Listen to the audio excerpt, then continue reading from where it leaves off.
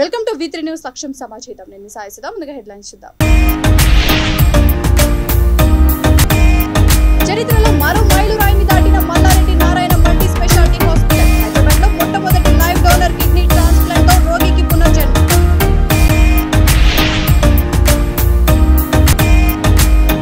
దర్యాప్తునకు కవిత హాజరు కావాల్సిందే. ఎమ్మెల్సీ కవిత ఈడీ నోటీసులపై ఈటెల రాజేందర్ స్పందన.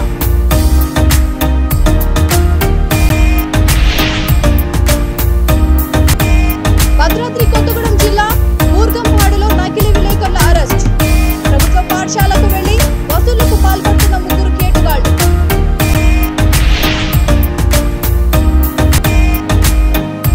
సిరిసిల్లాలో సీఎం కేసీఆర్ కార్యక్రమాన్ని విజయవంతం చేద్దాం. టీఆర్ఎస్ నాయకులకు పిలుపునిచ్చిన ముస్తాబాద్ ఎంపీపీ జంగం శరత్రావు.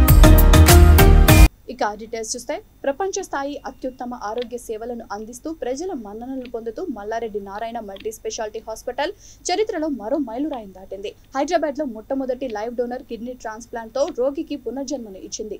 నిపుణులైన డాక్టర్స్ బృందం అంకిత భావంతో మూత్రపిండ మార్పిడి శస్త్రచికిత్సను విజయవంతంగా పూర్తి చేసింది. నవీన్ కుమార్ అనే వ్యక్తికి 2 కిడ్నీలు చెడిపోవడంతో భార్య నీరజ డోనర్ గా ముందుకు వచ్చింది. డాక్టర్స్ బృందం నవీన్ కుమార్ కు విజయవంతంగా డోనర్ కిడ్నీని అమర్ కు మార్చారు. ఆపరేషన్ విజయవంతమైన సందర్భంగా హాస్పిటల్ యాజమాన్యం మీడియాతో మాట్లాడుతూ తమ హాస్పిటల్లో సంక్లిష్టమైన శస్త్రచికిత్సలు అంకిత భావంతో పనిచేసే డాక్టర్స్ ఉన్నారని అన్నారు. లివర్స్, కిడ్నీలను విజయవంతంగా మార్పిడి చేసి ప్రాణాలను కాపాడే విధంగా ముందుకు వెళ్తున్నామని హాస్పిటల్ యాజమాన్యం తెలిపింది.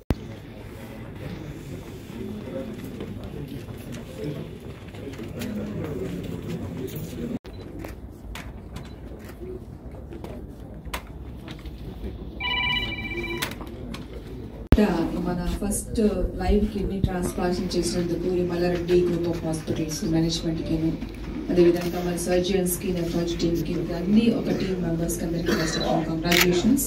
ఎందుకంటే ఇది చాలా ముఖ్యమైన మైలురాయి అనమాట. ట్రాన్స్ప్లాంటేషన్ అంటే మనం ప్రస్తుతం ఉన్న సిచ్యువేషన్ చూసుకుంటే చాలా అవసరం. సో అన్ని హాస్పిటల్ ట్రాన్స్ప్లాంట్ చేయాల్సిన అవసరం ఎంతైనా ఉంది. ఈరోజు చూస్తే కనుక మీరు లైవ్ ట్రాన్స్ప్లాంటేషన్ జరిగింది. అందరికీ లైవ్ డోనర్ ఉండే అవకాశం ఉండదన్నమాట. ఎందుకంటే ఎల్డర్లీ డోనర్ ఉండొచ్చు, లేదా మనకి బ్లడ్ గ్రూప్ మ్యాచ్ కాకపోవచ్చు, లేదా చిన్నపిల్లలు కావచ్చు. సో అందరికీ మనకి అదృష్టం ఉండదు, లైవ్ డోనర్ ఉండే అదృష్టం ఉండదు. ఎందుకంటే యాక్ట్ ప్రకారంగా తోబుట్టులు కానీ, లేకపోతే అంటే నియర్ రిలేటివ్స్ అంటారు, పేరెంట్స్ కానివ్వండి, తోబుట్టులు కానివ్వండి, పిల్లలు కానీ, వీళ్ళు మాత్రమే డొనేట్ చేయొచ్చు అనమాట. సో అందరికీ ఉండదు కాబట్టి మనకి డిసీజ్ డోనర్ ట్రాన్స్ప్లాంటేషన్ కూడా మనం ప్రమోట్ చేయడం జరుగుతుంది. డిసీజ్ డోనర్ అంటే చనిపోయిన తర్వాత మనిషి ఎట్లా మనకి వాళ్ళకి ఉపయోగపడదు ఆర్గన్స్, కాబట్టి చనిపోయిన తర్వాత కూడా అన్ని ఆర్గన్స్ మనం డొనేట్ చేయొచ్చు అనమాట. So 2 kidneys, liver, heart, lung, ఈ కార్నర్ అయితే మనకి చాలా మటుకు అవగాహన ఉంది. కార్నర్ కాకుండా ఈ మేజర్ ఆర్గన్స్ కూడా డొనేట్ చేయొచ్చు. సో ఇది ప్రమోట్ చేసేదానికి మనకి గవర్నమెంట్, మన state government, Telangana government Jeevan అనే ప్రోగ్రామ్తో ముందుకు వచ్చింది.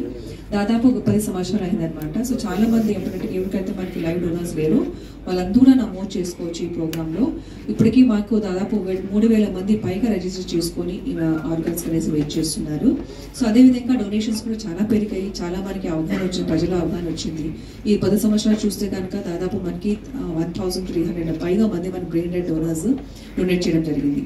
ఒక్కొక్క మనిషి మనకి మినిమం 5 ఆర్గన్స్ డొనేట్ చేయొచ్చు, 2 kidneys, 1 liver, heart and lung. So ఆ విధంగా చూస్తే కనుక మనకి దాదాపు గత 10 సంవత్సరాలుగా కిడ్నీ దాదాపు 2000 మందికి కిడ్నీ ట్రాన్స్ప్లాంట్ చేయడం జరిగింది ఈ జీవన్దాన్ ప్రోగ్రామ్ ద్వారాను. అదేవిధంగా లివర్ కూడా 1000 మందికి మనం ట్రాన్స్ప్లాంట్ చేయడం జరిగింది. హార్ట్ అనే లంగ్ అనేది కూడా దాదాపు 200 హార్ట్ ట్రాన్స్ప్లాంటేషన్స్ అండ్ 250కి లంగ్ ట్రాన్స్ప్లాంటేషన్ కూడా చేయడం జరిగింది అనమాట. సో ఇందాక మీరు అడిగినట్టు మనకి ఇది గవర్నమెంట్ స్కీమ్లో ఆరోగ్యశ్రీ ద్వారా అందరికీ ఉచితంగా కూడా ట్రాన్స్ప్లాంట్ చేయడం జరుగుతుంది. జీవన్దాన్ ప్రోగ్రామ్ ద్వారా జరుగుతుంది. ముఖ్యంగా ఈ గవర్నమెంట్ హాస్పిటల్ ఉస్మానియా కానివ్వండి, గాంధీ కానివ్వండి, నిమ్స్ కానివ్వండి, దాంట్లో అన్నింటిలోనూ మనకి ఆరోగ్యశ్రీ ప్రోగ్రాంలో ఉచితంగానే ట్రాన్స్ప్లాంట్ చేయడం జరుగుతుంది. ఈ 3 హాస్పిటల్స్ చూస్తే కనుక దాదాపు 500గా మనకి పైగా ట్రాన్స్ప్లాంటేషన్స్ అన్ని కిడ్నీను, లివర్, హార్ట్, లంగ్ అన్ని ట్రాన్స్ప్లాంటేషన్ కూడా చేయడం జరిగింది అనమాట. సో అందుకని పేద ప్రజలు కూడా ఇది మనకి అందుబాటులో ఉంది. సో గవర్నమెంట్ సహకారం ఉంది, మనకి ఫ్రీగా ట్రాన్స్ప్లాంట్ జరుగుతున్నాయి. అదేవిధంగా అన్ని హాస్పిటల్స్ అంటే మన డొనేషన్స్ ప్రజల నుంచి రావాలి, ప్రజలే మనకి ఆర్గన్ డొనేట్ చేయాల్సి ఉంటుంది. కాబట్టి ప్రజల అవగాహన కూడా చాలా చాలా ముఖ్యం. అదేవిధంగా హాస్పిటల్ పార్టిసిపేషన్స్ కూడా, ఎందుకంటే మనకి ట్రాన్స్ప్లాంటేషన్ హాస్పిటల్ ఉంటుంది కాబట్టి ప్రతి హాస్పిటల్ కూడాను దీంట్లో నమోదు చేసుకొని మనకి ఎక్కడైనా పొటెన్షియల్ వేరేది ఉంటే కనుక మాకు ఇన్ఫర్మేషన్ వస్తే కనుక మేమంతా ప్రాసెస్ అంతా కంప్లీట్ చేస్తాం. 10 days package. And మీరు అన్నట్టు ఇంతకుముందు ఆరోగ్యశ్రీ OVC పేషెంట్స్ ని మేము యాక్సెప్ట్ చేస్తాం. క్యాష్ పేషెంట్స్ కి 5.5 lakhs 10 days బ్యాలెన్స్. ఎమ్మెల్సీ కవిత ఈడీ నోటీసులపై ఈటెల రాజేందర్ స్పందించారు. చట్టం ఎవరికి చుట్టం కాదని, అధికారులను మేనేజ్ చేయడం తాత్కాలికమేనని ఆయన వ్యాఖ్యానించారు. ప్రజలను తప్పుదోవ పట్టించే ప్రయత్నం చేసినా చట్టం తన పని తాను చేసుకుంటూ పోతుందని ఈటెల హాట్ కామెంట్స్ చేశారు. ప్రభుత్వ దర్యాప్తు సంస్థలకు కవిత హాజరు కావాల్సిందేనని, తప్పు చేసిన వారు ఎవరైనా జైలుకే వెళ్లాల్సిందే అంటూ ఈటెల కీలక వ్యాఖ్యలు చేశారు. తాత్కాలికంగా మేనేజ్ చేసే ప్రయత్నం చేస్తుండొచ్చు. తాత్కాలికంగా కొంతమంది ఆఫీసర్లతో వాళ్ళు తప్పుదోవ పట్టించే ప్రయత్నం చేస్తుండొచ్చు. కానీ తప్పు చేసిన వాళ్ళు ఇంతటి వారైనా దోషిగా నిలబడాల్సిందే. తప్పకుండా ప్రభుత్వ సంస్థల దర్యాప్తు చేయాల్సిందే. వాళ్ళు వేసే శిక్షకు సిద్ధపడాల్సిందే. ప్రభుత్వ పాఠశాలకు వెళ్లి విలేకరులమని చెప్పుకొని వసూళ్లకు పాల్పడుతున్న 3 వ్యక్తులను బూర్గంపూడి పోలీసులు అదుపులోకి తీసుకున్నారు. భద్రాద్రి కొత్తగూడెం జిల్లా బూర్గంపాడు మండలం సారపాకలోని ప్రభుత్వ పాఠశాలకు వెళ్లి విలేకరులమని చెప్పి అక్కడ ఉపాధ్యాయులను డబ్బులు డిమాండ్ చేశారు. వారికి అనుమానం వచ్చి పోలీసులకు సమాచారం ఇవ్వడంతో పోలీసులు అదుపులోకి తీసుకుని నకిలీ విలేకరులుగా గుర్తించారు. ఉపాధ్యాయురాలి ఫిర్యాదు మేరకు పోలీసులు కేసు నమోదు చేసి దర్యాప్తు చేపట్టారు. వీరు ఇటీవల ఎంతో మంది వద్ద విలేకరుల పేరిట డబ్బులు వసూలు చేశారని తెలిసిందన్నారు.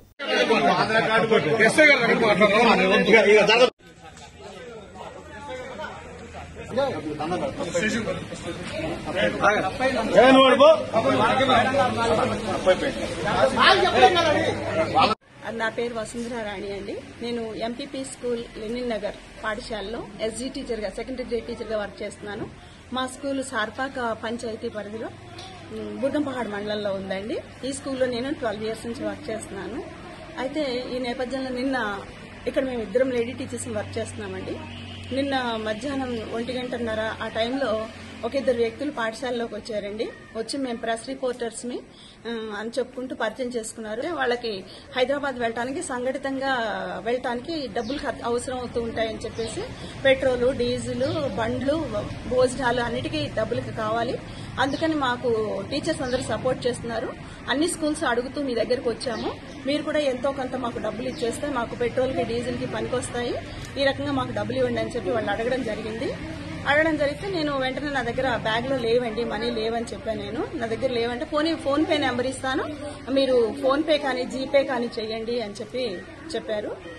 అని చెప్తే నేను ఆ నెంబర్ తీసుకున్నానండి. నెంబర్ తీసుకుని సరే అని చెప్పి ఈవినింగ్ ఇంటికి వెళ్ళాక వేస్తానని చెప్పానండి నేను. ఇంకొక అతను కూడా సత్యనారాయణ ఆయన కూడా ఒక నెంబర్ ఇచ్చారు, పి రాజేశ్వరి అనే నెంబర్ ఇచ్చేసి మీరు ఒకవేళ ఈ నెంబర్కైనా వేయొచ్చు అని చెప్పారు. 2 నెంబర్లు ఇచ్చారండి. నెంబర్లు ఇచ్చి వాళ్ళు వెళ్ళిపోయారు. వెళ్ళిపోతూ బయట ఉన్న టీచర్ గారి దగ్గర కాసేపు మాట్లాడి బయట రూమ్ లో మళ్ళీ లోపలికి వచ్చి ఆ రూమ్ లో ఉన్న టీచర్ వాళ్ళ హస్బెండ్ 1000 రూపాయలు వేసేసారు ఇప్పుడే అని చెప్పి నాకు చెప్పారు. సర్లేండి చూద్దాము అన్నా నేను. నేను ఇంకా మళ్ళీ ఈవినింగ్ 4:30 అప్పుడు తాళం వేసి బయటికి వెళ్తూ ఉంటే వాళ్ళు అతను మళ్ళా వీరబాబు అని ఆయన ఫోన్ చేసి ఏంటి మేడం ఇంతవరకు మీరు డబ్బులు ఇవ్వలేదు నాకు అని అడిగాడు. అడిగితే నేను ఇంకా ఇప్పుడే స్కూల్ వదిలి బయటకు వస్తున్నానండి, ఇప్పుడే నేను ఎట్లా డబ్బులు వేస్తాను, ఇంటికి వెళ్ళి కానీ వేయలేను అని చెప్పాను నేను. అని చెప్పిన తర్వాత ఇంటికి వెళ్ళాక మా హస్బెండ్ కూడా టీచర్గా వర్క్ చేస్తున్నారండి. వారికి జరిగిన విషయం మొత్తం చెప్పానండి. ఇట్లా వాళ్ళు వచ్చారని చెప్పాను. చెప్తే ఇలాగా ఎవరు ప్రెస్ రిపోర్టర్స్ డబ్బులు అడగరు కదా, ఇదేంటి చేసి ఇది ఫేక్ అని చెప్పి మాకు తెలియచెప్పారండి. ఇది ఫేక్ అని తెలుసుకున్న తర్వాత మళ్ళీ ఈ రోజు మార్నింగ్ కూడా 11 o'clockకి ఆ బి వీరబాబు అనే అతను ఫోన్ చేశాడు. ఫోన్ చేసేసి మేడం మీరు డబ్బులు వేస్తానన్నారు వేయలేదా అంటే నాకు జీపే ఫోన్ పే లేదని చెప్పే కదా, మా స్కూల్ దగ్గరికి రండి ఇస్తానని చెప్పాను. అని చెప్పాక వాళ్ళు ఇప్పుడు భోజనాల టైం అప్పుడు ఫుల్గా తాగేసి బడికి వచ్చారండి. తాగేసి బడికి వచ్చి డబ్బులు ఇవ్వమని అడగడం మొదలు పెట్టారు. ఈలోపు ప్రెస్ రిపోర్టర్స్ రావడం జరిగింది, పోలీస్ వాళ్ళు కూడా రావడం జరిగింది. ముఖ్యమంత్రి కేసీఆర్ సిరిసిల్లాలో మెడికల్ కాలేజీని వర్చువల్ గా ప్రారంభిస్తున్న సందర్భంగా కార్యక్రమాన్ని విజయవంతం చేయాలని రాజన్న సిరిసిల్ల జిల్లా ముస్తాబాద్ ఎంపీపీ జనగామ శరత్రావు మండల స్థాయి బీఆర్ఎస్ పార్టీ ప్రజాప్రతినిధులు, నాయకులకు పిలుపునిచ్చారు. ముస్తాబాద్ ఎంపీపీ కార్యాలయంలో ఎంపీపీ జనగామ శరత్రావు విలేకరుల సమావేశంలో మాట్లాడారు. ఈ కార్యక్రమంలో పోర్తుగల్ వ్యవసాయ market committee chairman Akkaraju Srinivas, cess director Sandupatla Anji Reddy, BRS అధ్యక్షులు బోంపెల్లి సురేందర్ రావు, సర్పంచ్ గౌతమ్ రావు తదితరులు పాల్గొన్నారు. ఒక బ్రహ్మాండంగా తమిళనాడు ముఖ్యమంత్రి గారు అన్నారు, మా దగ్గర సెక్రటరియట్ కూడా ఇంత మంచిగా ఉండదండి. అన్ని జిల్లాల్లో ఇలా బ్రహ్మాండంగా కలెక్టరేట్లు ఏర్పాటు చేసుకొని అన్ని కలెక్టరేట్లు కూడా గౌరవ ముఖ్యమంత్రి గారి చేతిలో ప్రారంభించుకోవడం జరుగుతుంది. ఒక్కొక్కటి మన సిరిసిల్లది కూడా గత 2 సంవత్సరాల ముందు బ్రహ్మాండంగా ప్రారంభించుకుందాం. ఇలా మళ్ళీ సిరిసిల్ల జిల్లాలో రేపు మెడికల్ కాలేజీ మళ్ళీ వచ్చే నెల ముఖ్యమంత్రి గారితో కాలేజ్ స్టార్ట్ అయితే ఇప్పుడు మెడికల్ కాలేజ్ సంబంధించిన హాస్పిటల్ రేపు ప్రారంభోత్సవం ఉంది. అంటే ఎంత ఘనత సాధించాం తెలంగాణ రాష్ట్రం వచ్చిన తర్వాత అనేది ఇది ఒకటి అర్థం చేసుకోవచ్చు. 33 జిల్లాలు ఉంటే భారతదేశంలో ఏ రాష్ట్రంలో కూడా ఇన్ని కాలేజీలు లేవు. భారతదేశంలోనే కేవలం తెలంగాణ రాష్ట్రంలోనే 33 జిల్లాల్లో 33 ప్రభుత్వ వైద్య కళాశాలలు అంటే అది ఇంకా 50 ఏళ్ళైనా భారతదేశం అంతా కూడా కాదు. కేవలం ఇది ముఖ్యమంత్రి గారికి ఉన్న పట్టుదల, వారికి ఉన్న పేద ప్రజల మీద వారికి ఉన్న ప్రేమ, పేద ప్రజల మీద వారికి ఉన్న బాధ్యతనే ఇవాళ ఈ మెడికల్ కాలేజీ రేపు బ్రహ్మాండంగా ప్రారంభించుకోబోతున్నాము. ఇంతకుముందు 2014 కన్నా ముందు 20 కాలేజీలు ఉంటే మన తెలంగాణ రాష్ట్రం వచ్చిన తర్వాత ఇప్పుడు 56 కాలేజీలు అయినాయి. తెలంగాణ రాష్ట్రం వచ్చిన తర్వాత ఒకటి ఉంటే 3 అయినాయి. అంటే ఇంకా 36 కొత్త కాలేజీలు అయినాయి. ఈ 9 మన కేసీఆర్ గారి 9 ఏళ్ల పరిపాలనలో కొత్త మెడికల్ కాలేజ్ 9 అంటే 3 అంతలు పెరిగినాయి. మెడికల్ కాలేజీలు 33 జిల్లాల్లో దాదాపు 36 కాలేజీలు ఏర్పడ్డాయి. అట్లే అప్పుడున్న సీట్లు 2500 సీట్లు ఉంటే ప్రభుత్వ సీట్లు 8500 సీట్లు అయినాయి. 2014 కన్నా ముందు మనం మెడిసిన్ రాసి ఎంసెట్ రాసి నీట్ రాసి సీట్లు తెచ్చుకోవాలంటే 2500 ఉండే తెలంగాణ ఇప్పుడు 8500 సీట్లకు పోయినాం. ఇంకా రానున్న రోజుల్లో 5 ఏళ్ల సీట్లు కూడా ఇంకా గణనీయంగా పెరుగుతాయి. ఇప్పుడు పీజీ సీట్లు కూడా అప్పుడు 1000 ఉంటే ఇప్పుడు 3000 సీట్లకు పోయినాం.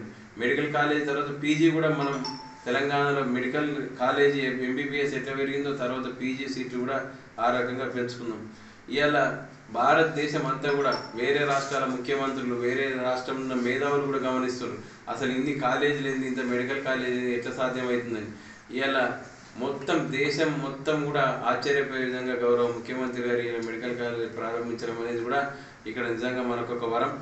ఇందాక మా వాళ్ళందరూ పెద్దలందరూ చెప్పినట్టు రేపు ఎంత పెద్ద సమస్యలున్నా ఇంతకుముందు హైదరాబాద్ పోయేది లక్షల రూపాయలు ఉంటేనే పెద్ద దానికి హైదరాబాద్ పోతే ప్రైవేటు హాస్పిటల్లో మాత్రమే సాధ్యమయ్యే ఇలా ఈ యొక్క కార్పొరేట్ వైద్యాన్ని అత్యంత దగ్గరగా పేద ప్రజలకు కూడా మనకు అర్ధగంటలో పోయే విధంగా ఇటు సిద్దిపేట కానీ సిరిసిల్ల కానీ కామారెడ్డి కానీ ఇప్పుడు మనం ముస్తాబాద్లో చుట్టూ మొత్తం మెడికల్ కాలేజీలే 20 నిమిషాల సిరిసిల్ల చేరుతాం, 20 నిమిషాల సిద్దిపేట కామారెడ్డి అంటే ఎక్కడ చూసే ఇలా మెడికల్ కాలేజీలు ఏ విధంగా అయినవి కూడా ప్రజలందరూ కూడా గమనించాలి. మంచి పనికి మనం కూడా అందరం కూడా సహకరించాలి. రేపు పార్టీలకు అతీతంగా విద్యావంతులు మేధావులు ఇంత పెద్ద అభివృద్ధి జరుగుతుంటే తప్పకుండా సిరిసిల్లో మనం మీటింగ్లు అందరం కూడా ముఖ్యమంత్రి గారి కృతజ్ఞత చెప్పే విధంగా పాల్గొనాలి. ఎందుకంటే మంచి పని ఇది. ఏ సాహసం ఏ ముఖ్యమంత్రి ఏ మంత్రి ఉంటారు, ముఖ్యమంత్రులు అవుతారు, మంత్రులు అవుతారు, కానీ ప్రజలకు శాశ్వతంగా పనులు చేసే వాళ్ళు ఎప్పుడు ప్రజల గుండెల్లో నిలిచిపోతారు. ఇవాళ సిరిసిల్లను ఇవాళ ఒక మెడికల్ కాలేజ్ కావచ్చు.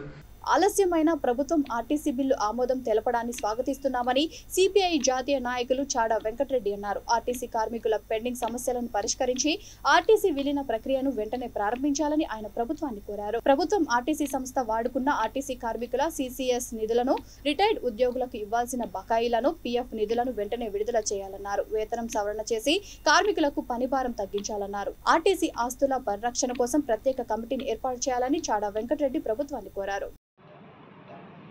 దేశవ్యాప్తంగా కేంద్ర ప్రభుత్వం ఎన్హెచ్ఎం అంటే జాతీయ ఆరోగ్య మిషన్ అంటే నేషనల్ హెల్త్ మిషన్లో ఆ స్కీమ్ కింద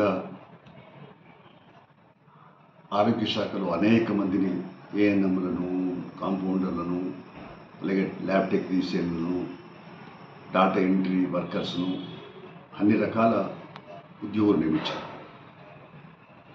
ఇప్పటికీ 15-20 సంవత్సరాలుగా వాళ్ళు ఈ హెల్త్ రంగంలో అంటే హెల్త్ డిపార్ట్మెంట్లో ఆరోగ్య శాఖలో పనిచేస్తూ ఉన్నారు. 500 రూపాయల జీవో తీసుకొచ్చినారు రాష్ట్ర ప్రభుత్వం. దాని ప్రకారం కూడా వారికి స్కేలు ఇంకా ఇవ్వబడితే సుప్రీంకోర్టు ఏమో సమాన పనికి సమాన వేతనం ఉండాలని చెప్పి చాలా స్పష్టంగా తీర్పిచ్చింది. ఆ తీర్పును కూడా రాష్ట్ర ప్రభుత్వాలు అమలు చేయట్లేదు. దేశవ్యాప్తంగా కూడా అనేక చోట్ల ఈ హెల్త్ ఏదైతుందో ఆరోగ్య శాఖలో పనిచేసేటువంటి నేషనల్ హెల్త్ మిషన్ పథకం కింద వచ్చినటువంటి వాళ్ళ బతుకులు చిక్కిపోతున్నారు. వాళ్ళ ఏజ్ కూడా 53-54 సంవత్సరాలు దాటుతున్నది. భవిష్యత్తు అంధకారంగా ఉన్నది వాళ్ళకి. రికార్డు డొక్కడ ఎస్సీ బీసీ బలహీన వర్గాలకు సంబంధించిన వాళ్ళ పాలకులు ఎప్పుడూ మేము అవుట్సోర్సింగ్ కాంట్రాక్ట్ రెగ్యులర్ చేద్దామని అనేకసార్లు చెప్తూ వచ్చాం. కేసీఆర్ కూడా చెప్పాడు. ఇప్పటికి కేసీఆర్ మాట ఇచ్చి 9 సంవత్సరాలు గడిచిపోయినా ఇప్పటికి వాళ్ళు రెగ్యులర్ చేయలేదు. తక్షణమే రెగ్యులర్ చేయడం, ఉద్యోగ భద్రతలు ఉంటేనే వాళ్ళు సరిగ్గా పనిచేయగలరు. మరి తక్షణమే వాళ్ళు రెగ్యులర్ చేయాలని మేము డిమాండ్ చేస్తున్నాం. అంతేకాకుండా వాళ్ళు కూడా ఉన్నత చదువు చదివిన వాళ్ళే, ఎలిజిబులే అన్నిట్లో కూడా. కాబట్టి వాళ్ళకు మరి ఇమీడియట్గా స్కేల్ ఇవ్వండి. ఆ తర్వాత రెగ్యులర్ చేసే ప్రక్రియకు పూనుకోమని గవర్నమెంట్ను విజ్ఞప్తి చేస్తున్నాం. ఇప్పటికే 13 రోజులుగా సమ్మె చేసి వారు మొన్న డైరెక్టర్ ఆఫ్ హెల్త్ శ్రీనివాసరావు గారితో మాట్లాడిన తర్వాత విరమించుకోవడం జరిగింది. అయితే ప్రభుత్వం సానుకూలంగా స్పందించి ఒకసారి హెల్త్ మినిస్టర్ హరీష్ రావు గారు కూడా కలిస్తే వారు కూడా హామీ ఇచ్చారు. తప్పనిసరిగా వాళ్ళకి మేము స్కేల్ ఇవ్వడానికి ప్రాసెస్ ఉంది, ఫైల్ అని చెప్పారు. ఇప్పటికీ ఆ ఫైల్ ఇంకా ప్రాసెస్లో ఉండడం అన్యాయం. తక్షణమే మీరు వాళ్ళకి స్కేల్ ఇచ్చి రెగ్యులర్ చేసే ప్రక్రియను పూనుకోవాలని, ఉద్యోగ భద్రత కల్పించాలని మేము హరీష్ రావు గారికి లేఖ రాయడం జరుగుతూ ఉంది. వారు తక్షణమే స్పందించి ఈ సమస్యను పరిష్కారం చేయాలని కోరుతున్నాం. దీక్షాస్థలి నుంచి పోలీసులు బలవంతంగా తరలి రావడంతో కేంద్ర మంత్రి కిషన్ రెడ్డికి ఛాతీలో గాయమైందని, ఇతర పారామీటర్లు బాగానే ఉన్నాయని వైద్యులు తెలిపారు. చేతులపై, ఛాతీపై, ఒంటిపై అక్కడక్కడ గోళ్లు గీరుకుపోయున్నాయని తెలిపారు. రాత్రి 9:30 గంటల సమయంలో పార్టీ కార్యాలయంలో కిషన్ రెడ్డిని పరిశీలించిన వైద్యులు గోళ్లు గీరుకుపోయిన చోట్ల ఆయింట్మెంట్ ఇచ్చారు. ఛాతీలో గాయానికి ఎక్స్రే తీసుకోవాలని సూచించారు.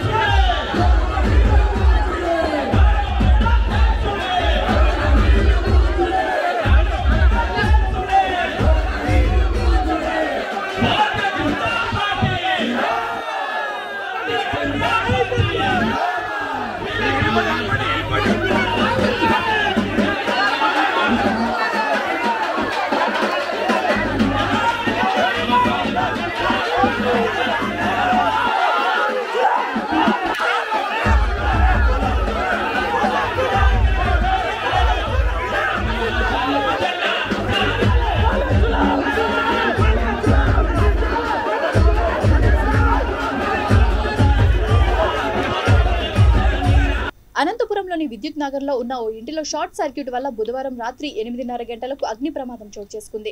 చుట్టుపక్కల వాళ్ళు ఫైర్ స్టేషన్ కు ఫోన్ చేయడంతో సిబ్బంది వెంటనే ఘటనా స్థలానికి చేరుకొని ఆక్సిజన్ సహాయంతో లోపలికి వెళ్లి మంటలు ఆర్పడంతో పెద్ద ప్రమాదమే తప్పింది. తాళం వేసి ఉండడంతో ఫర్నిచర్ స్వల్పంగా కాలినా ఎటువంటి ప్రాణ నష్టం సంభవించలేదు.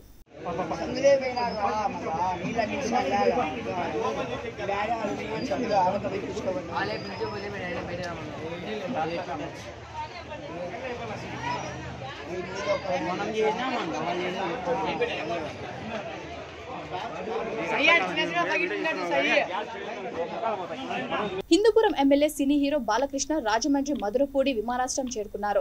రాజమండ్రి సెంట్రల్ జైల్లో ఉన్న మాజీ సీఎం చంద్రబాబు నాయుడును ములాఖాత్ లో కలవడానికి ఆయన వెళ్తున్నట్లు తెలిసింది.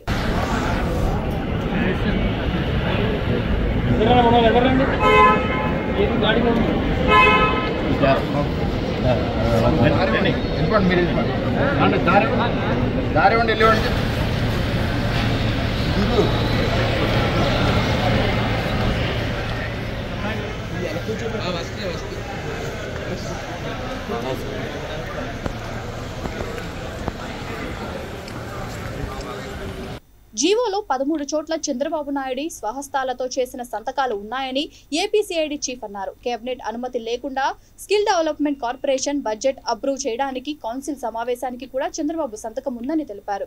కార్పొరేషన్ నుంచి నిధులు బయటకి ఎలా వెళ్తాయి, ప్రైవేట్ వ్యక్తి గంటా సుబ్బారావుకి పదవి ఎలా ఇచ్చారని సిఐడి చీఫ్ అనుమానం వ్యక్తం చేశారు.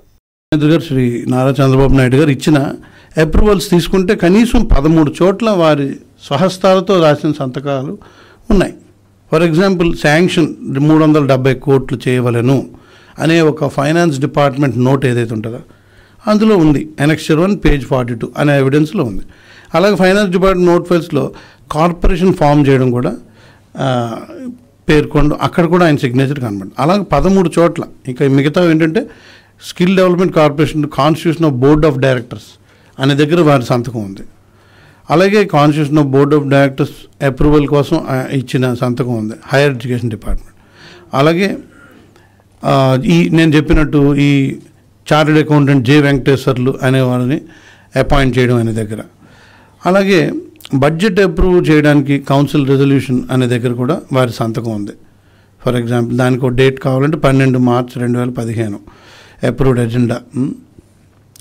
అలాగే గంటా సుబ్బారావు గారిని అపాయింట్ చేస్తున్న ప్రపోజల్ మీద కూడా వారి సంతకం ఉంది. ఇది ఎక్స్-ఆఫిషియో సెక్రటరీ టు సీఎం అనే పదవి మరియు secretary to that department skill డెవలప్మెంట్కి. ఇంకా డిప్టీ సిఇఓగా లేటర్ ఆన్ శ్రీమతి యు అపర్ణాన్ని తీసుకొచ్చినప్పుడు కూడా ఆ సంతకం కూడా వారు పెట్టారు. ఇది జిఏడి ఫైల్స్ అనమాట. అంతకుముందు నేను చదివిన హైయర్ ఎడ్యుకేషన్ డిపార్ట్మెంట్ నోట్స్ మీద వారి సంతకం ఉంది. ఇక జిఏడి ఫైల్స్లో చూసుకుంటే పోస్ట్ ఫ్యాక్టో అప్రూవల్, అది ముందు ఆమె వచ్చేసింది, తర్వాత అప్రూవల్ సంతకం తీసుకున్నారు. తర్వాత కాలేజ్ సెంటర్ ఆఫ్ ఎక్సలెన్స్ ఎక్కడ ఉండాలి అనేది 2016లో ఈ 6 ప్లేస్లు అనే దగ్గర ఉంది. ఈ approval of college and institutions and technical development institution. తర్వాత approval of SV university Tirupati and MIT Madanapalle as centre of excellence అనే దాంట్లో కూడా వారు. బులెటిన్ ముగించే ముందు హెడ్లైన్స్ మరొకసారి.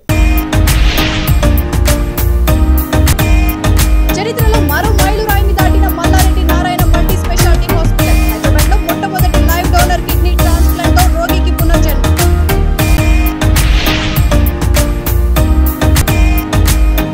దర్యాప్తునకు కవిత హాజరు కావాల్సిందే. ఎమ్మెల్సీ కవిత ఈడీ నోటీసులపై ఈటెల రాజేందర్ స్పందన.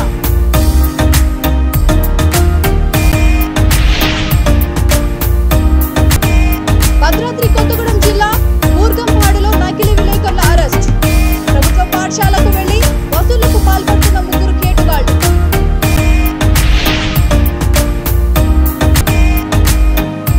సిరిసిల్లాలో సీఎం కేసీఆర్ కార్యక్రమాన్ని విజయవంతం చేద్దాం. టీఆర్ఎస్ నాయకులకు పిలుపునిచ్చిన ముస్తాబాద్ ఎంపీపీ జనగం శరత్రావు. ఈ బులెటిన్ ఇంతటితో సమాప్తం. మరొక బులెటిన్తో మళ్ళీ కలుద్దాం. అంతవరకు చూసిన V3 న్యూస్ లక్ష్యం సమాజహితం.